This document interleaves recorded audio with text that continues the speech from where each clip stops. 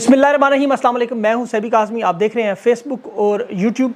पहले आपके सामने अहम खबरें रखूं और ये बड़ी अच्छी खबरें आज पाकिस्तान की कौम को मुबारक हो। इमरान खान के खिलाफ जो पहला बड़ा झूठा बेबुनियाद तोशाखाना जो नैब अपील, उसमें खान की बहुत बड़ी जीत। और आगे केसेस में आपको बताता हूँ, इमरान खान और बुशरा बीबी ईद भी इंशाल्लाह इकट्ठे करेंगे और कल साइफर का मामला भी उलट जाएगा इंशाल्लाह और आपको इमरान खान रिहा होते नजर आएंगे। ये कानूनी बुनियाद पर मैं आपके सामने तफसील रखता हूँ। 6 जजेस वक्त डट चुके हैं। सुप्रीम कोर्ट में काजी फायज को चैलेंज कर दिया। अदलिया में मामलात में बहुत तेज़ी आई। आरिफ अलवी भी वकला कन्वेंशन में एंट्री करके अपना वजन डाल रहे हैं।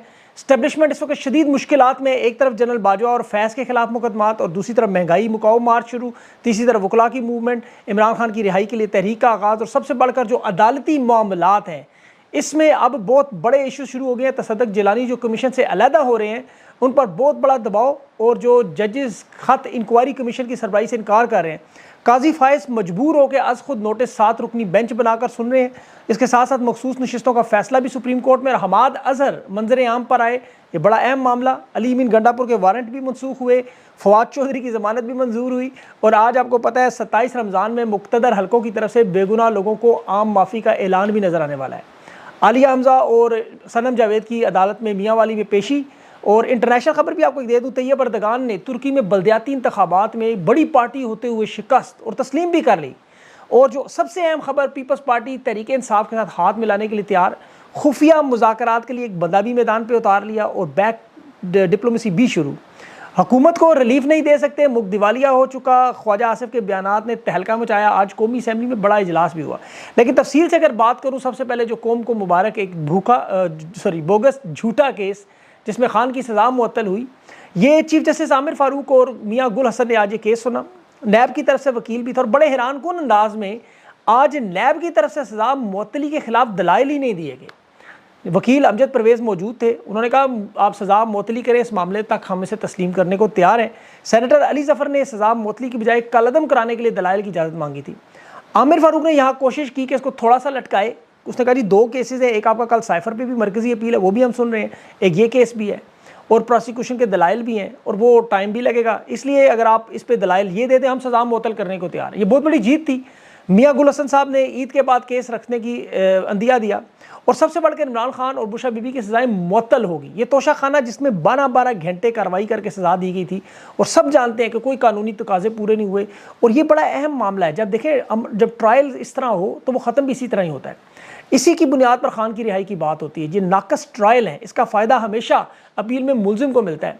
और स्टैब्लिशमेंट जिस तरह भोंडे अंदाज में सज़ा दिलाने के चक्कर में जजेस पर दबाव डाला। और देखिए, आपको याद होगा जज बशीर बार बार जो बेहोश होता था, वो वजह समझ आ गई कि जज बशीर हो, अबुल हसनात हो, इवन हुमायूं दिलावर हो, ये सब के सब दबाव का शिकार थे। इन केसेस में जानबूझकर इसी सिस्टम के अंदर रहते हुए जजेस ने वो काम किए जिन्हें पता था आगे जाके अदालतों में केसेस ख़त्म हो जाएंगे। ये जो इस्लामाबाद हाई कोर्ट ने आज सज़ा मुअत्तली की है, ये फैसला आपको इसीलिए नज़र आया। साइफर के मामले में भी अबुल हसनात ने यही किया।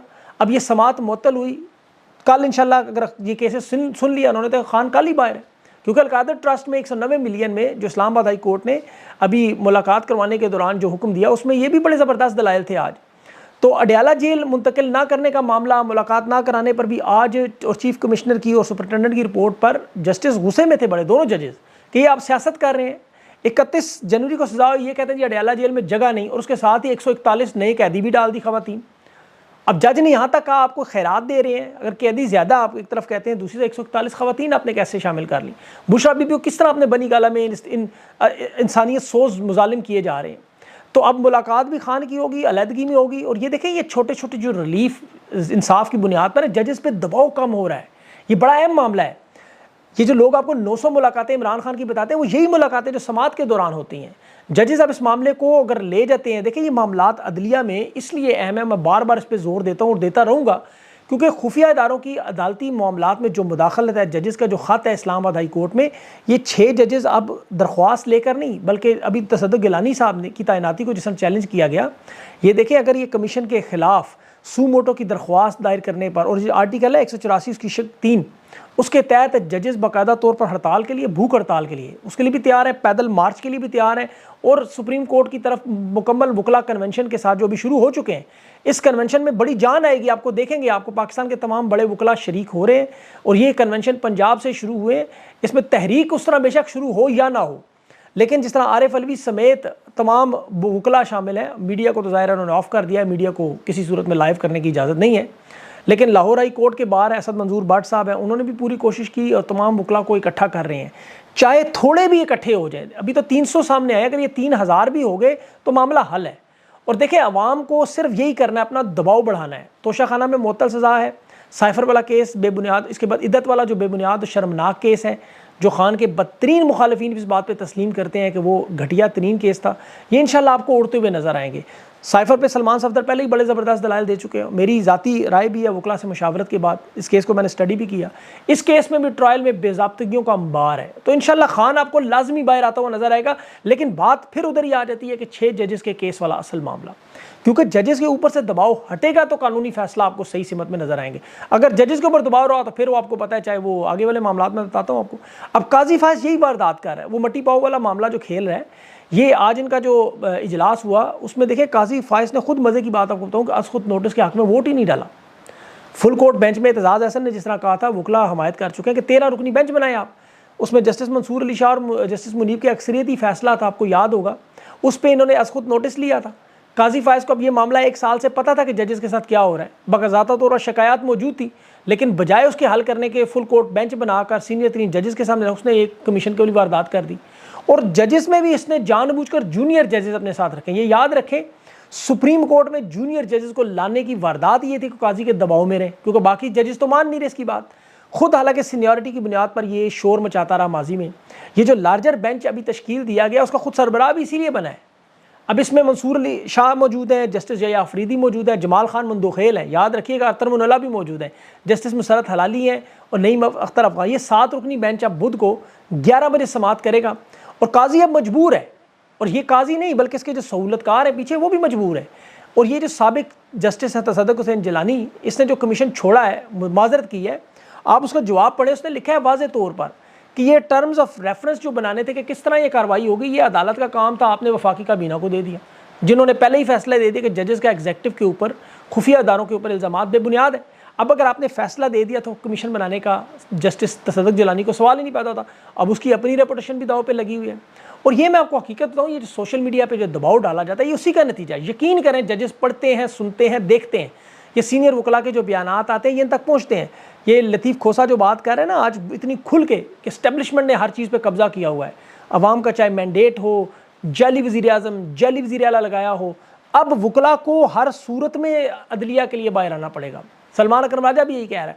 और ये पैगामात मैं आपको गारंटी दे के कहता हूँ, यकीन करें, अवाम का दबाव बाखुदा इन तक पहुँचता है। इन्हें हर चीज़ का पता है जजेस को। ये काजी फायज कहते हैं ना मैं सोशल मीडिया नहीं देखता, झूठ बोलते हैं, इन्हें हर खबर पहुँचती है, हर मालूमात पहुँचती है। मैं आपको यकीन दिलाता हूँ कि इनके चैम्बर में हम लोगों के बारे में बात होती है, बड़े वसूख से मैं आपको बताता हूँ।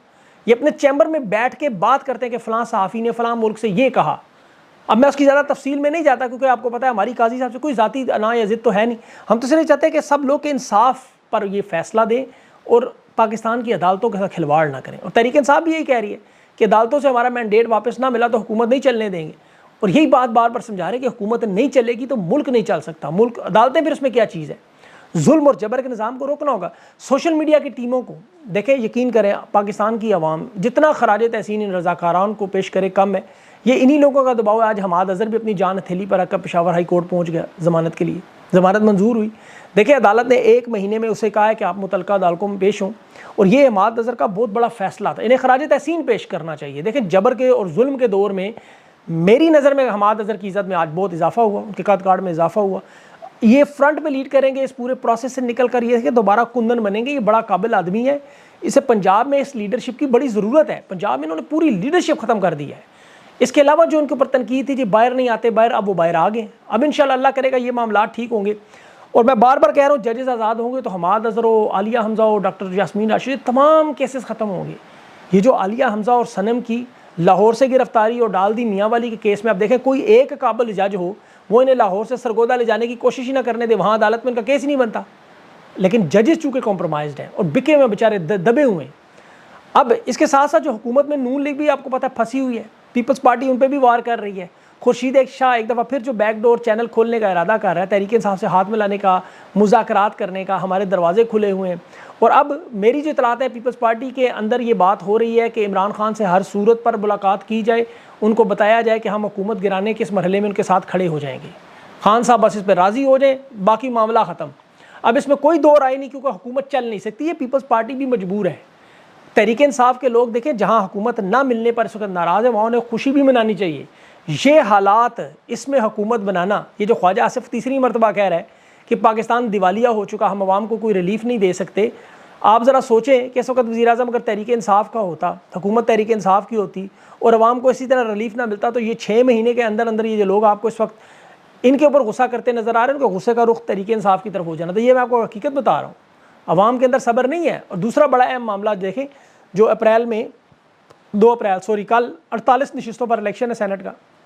पहले 100 नशिस्तें थी, इन्होंने 4 फाटा से मर्जर में कम कर दी, अब 96 हैं। ये तहरीक इंसाफ सिंध में तो पहले ही सेनेट के इलेक्शन का बाइकआउट कर चुके हैं, वहाँ पे आपने हलीम आदिल शेख से रात को सुना होगा तफसील। अब 2 रुकनी बेंच जो इस वक्त आज़म स्वाति की जो दरख्वास्त है वो और मुराद सईद की, उस पर जस्टिस अरशाद अली हैं और जस्टिस वकार अहमद, ये दोनों सुन रहे हैं। इलेक्शन कमीशन जो है खैबर पख्तूनख्वा में सेनेट के इलेक्शन ही मुलतवी कर गए। ये एक तो इस फैसले को चैलेंज किया गया, दूसरा वो इलेक्शन कमीशन का मौक़िफ़ है कि जब तक मखसूस नशिस्तों का मामला हल ना हो ये इलेक्शन नहीं होगा। KP में 11 नशिस्तें हैं सेनेट की, और KP में स्पीकर ने अभी तक ख़वातीन और अक़लियती लोगों से हलफ नहीं लिया। अब आज़म स्वाति और मुराद सईद का जो फैसला है वो पेशावर हाई कोर्ट के ट्रिब्यूनल ने पहले ही उन्हें इलेक्शन की इजाज़त दी है। अब जो ही ये इलेक्शन हुआ, ये 2 नशिस्तें तहरीक इंसाफ के पास आ जाएंगी गारंटेड, और मुराद सईद सेनेट में आ गया तो फिर इनकी आपको पता है बड़ी वाट लगनी है। 4 एतराज़ात उस पर लगाए थे उन्होंने कि जी ज़ाब्ता अखलाक की खिलाफ वर्जी है, जुर्माना दें, मफरूर है, इसके दस्तखत जली हैं। आज वो चारों और इसके असासे, चारों की चारें बातें FBR के दस्तावेज़ात में मुराद सईद के तमाम असासे, तमाम ज़ाब्ता अखलाक की खिलाफ वर्जी का जुर्माना और मफरूर होने के मतलब जस्टिस अरशाद अली ने खुद सुप्रीम को हुक्म बता दिया, और मुराद सईद के दस्तखत की इन्होंने वीडियो रिटर्निंग अफसरान को जो साइन करते थे वो भी दिखा दी। तो अब कोई वजह नहीं कि मुराद सईद को रोका जा सके, और इसीलिए बार बार जजेस पे बात करते और करते रहेंगे। इसी तरह सुन्नी इत्तेहाद कौंसल भी मखसूस नशिस्तों के लिए जो सुप्रीम कोर्ट की दरख्वास्त है उसमें पेशावर हाई कोर्ट का फैसला चैलेंज है, और एक दफ़ा फिर अगर पेशावर हाई कोर्ट के जजेस दबाव में आ सकते हैं तो ज़रा सोच ले। हालांकि मामला बिल्कुल सीधा साधा था, इस पूरे सिस्टम की बुनियाद जजेस हैं। याद रखें, आज कौमी असम्बली का इजलास भी हुआ, 7 नुकाती एजेंडा था, वहाँ भी बड़ा शदीद एहतजाज, और वजारत खारजा और ख़जाना दोनों शदीद ख़तरे में हैं। ये जो ख्वाजा आसिफ का बयान था कि हम दिवालिया हो चुके हैं और रिलीफ नहीं दे सकते, IMF के मामलात है, ये इनके लिए फांसी का फंदा बनने जा रहा है। देखिए, पाकिस्तान आज दिवालिया नहीं, 7 साल पहले ये दिवालिया कर चुके थे। अवाम को ये रिलीफ अगले 30 साल तक नहीं दे सकते। जिस तरह कर्ज़ों का बोझ है उसमें हुकूमत की एक तरफ तबाही और बर्बादी है, और दूसरी तरफ इनकी जो 2 नंबरियाँ हैं। अभी मरियम नवाज़ के लिए 3 अरब का नया हेलीकॉप्टर, ज़रा सोचे कि जहाँ एक तरफ तबाही बर्बादी हो वहाँ हेलीकॉप्टर लिख रहे। इनके अपने लिखारी जिन्हें तमगे और एजाज़ात दे रहे वो भी मजबूर हो गए बोलने पर। सुहेल वड़ाइच आज जो कह रहा है कि नवाज़ शरीफ का ऐलान था कि हम इमरान खान से हाथ मिलाएंगे, कारकर्दगी दिखाने के लिए बेकरार था, 2 तिहाई एक से जीतने के लिए बेकरार था, चौथी मरतबा वज़ीर-ए-आज़म बनने के लिए पागल था, उसके साथ हिंदुस्तान और अरब ममालिक, लेकिन अवाम ने एतमाद नहीं किया। फिर ऊपर से वीगो डाला और भारी बूट, आपको पता है नवाज़ शरीफ का ख्वाब चकनाचूर। आज नवाज़ शरीफ एंटी इस्टेब्लिशमेंट बयानियाँ बनाने पर मजबूर हो रहा है। तो नवाज़ शरीफ को अभी तो उन्होंने एक हल्के से डराया है। अभी देखें, नवाज़ शरीफ की ये भी याद रखें, नून लीग की 41 नशिस्तें ट्रिब्यूनल में चैलेंज है, 41। ये जजेस का दबाव वाला मामला ख़त्म हो, ये 41 नशिस्तें आपको तहरीक इंसाफ के पास आती नजर आएंगी। और फिर उसके बाद जो अदम एतमाद की तहरीक आएगी, नून लीग हुकूमत से फारिग, और सिर्फ हुकूमत नहीं सियासत से फारिग, क्योंकि ये लोग कोई एक इदारा नहीं चला सकते। इनके तो अपने जजेस को तो छोड़ें, क्रिकेट बोर्ड का मैं आपको हाल बताऊं, शाहीन अफरीदी सारे राज खोलने जा रहा था। ये शायद अफरीदी का जो मामला आपको नजर आया इसी वजह से बनाया गया। इमरान खान के हक में शाहीन अफरीदी मुकम्मल इल्ज़ामात और सबूत के साथ खान के हक में ट्वीट करने जा रहा था, बताने जा रहा था कि PCB के अंदर और क्रिकेट बोर्ड में क्या क्या वारदात है। जिस तरह हाई कोर्ट के जजेस का आपने तहलका मचा है, उस तरह ये भी मच जाना था। इन्होंने शायद अफरीदी का मामला उठा दिया, जिस तरह अभी राना सनाउल्लाह का मामला उठा दिया कि इमरान खान का सियासी वजूद खतरे में। अब इस शख्स को, जाहिल आदमी को ये नहीं पता कि खान और पाकिस्तान लाजिम मलजूम है। पाकिस्तान और खान जुड़े हुए हैं, ऐसे यकजान 2 कालिब हैं। इन जाहिलों को ये समझ नहीं आ रही, बल्कि समझ आती है लेकिन मजबूरी है इन लोगों की भी, क्योंकि अब इनके पास कोई राह नहीं लुटाने के लिए, तो ये अब इस तरह की बातें करें। लेकिन इंशाल्लाह अगले इंटरव्यू में आपने बहुत सारी तनकीद शंदाना पे भी हो रही है, बहुत सारे सवालात लोगों ने इमरान खान की रिहाई पर उस पर भी उठाए हुए हैं। तो आज मेरा दिल चाह रहा है कि मैं क्यों ना शंदाना गुलजार को बुला के उनके सामने कुछ बड़े अहम सवालात रखें, क्योंकि अब जो तहरीक इंसाफ की चलने जा रही है, ईद के बाद आपको एकदम मामलात बदलते हुए नजर आएंगे। अभी 27 रमज़ान को बहुत सारे कैदियों की रिहाई भी इंशाल्लाह नजर आएगी आपको, और बहुत सारे मामलात ठीक होते हुए नजर आएंगे। अपना ख्याल रखें, मुझे इजाज़त दें, अल्लाह हाफ़िज़।